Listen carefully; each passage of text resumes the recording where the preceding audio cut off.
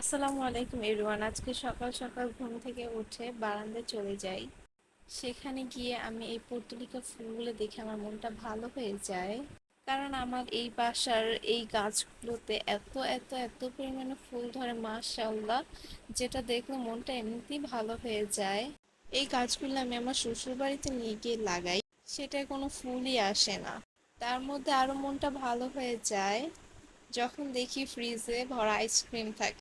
এটা হচ্ছে আমাদের ডিপ ফ্রিজের আইসক্রিম। লম্বা ফ্রিজও আইসক্রিম আছে, কিন্তু সেটা এখন আমি যাব না, আমার এটাই লাগবে।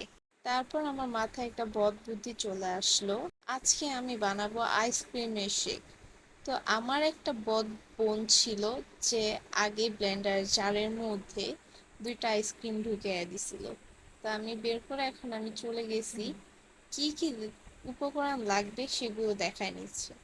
এখানে আমি নিয়ে নিয়েছি বরফ, একটা কোন আইসক্রিম, আর বাদ বাকি সামনে যা দেখতেছেন এগুলো সব এইভাবে আর কি ভিডিওটা সুন্দর করে তোলার জন্য।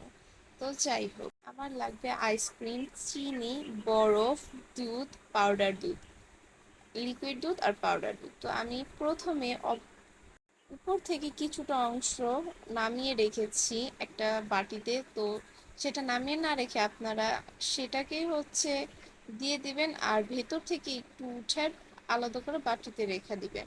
তো এরপর আমি একে একে সবগুলো দিয়ে নিয়েছি, এখন আমি পাউডার দুধটা দিয়ে নেব। তো আমি সব কিছুই 2 চা চামচ করে দিচ্ছিলাম।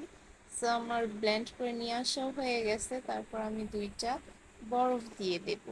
এখন যে আইসক্রিমটা আমি উঠে রাখছিলাম সে আইসক্রিমটাও আমি দিয়ে নিলাম। তো আমার কিন্তু শেকটা রেডি। শেকটা দেখতে কিন্তু মাশাআল্লাহ অনেক সুন্দর হয়েছে। তো আপনারা একটু ডেকোরেশনের জন্য গ্লাসের চারপাশে যদি চকলেট সিরাপ দিয়ে ডেকোরেশন করে নিতেন তাহলে আর বেশি ভালো হবে। তো আমার চকলেট সিরাপ নেই, আর ফ্রিজে যে চকলেট আছে সেটা নামাইয়া মেল্ট করতে অনেক টাইম লাগবে, তাই আমি সেটা করি নাই। আমার আইসক্রিমের শেকটা দেখতে যতটা সুন্দর হয়েছে, খাইতে ঠিক ততটাই বাজে হয়েছে, কজ আমি পানি বেশি দিয়ে ফেলছিলাম।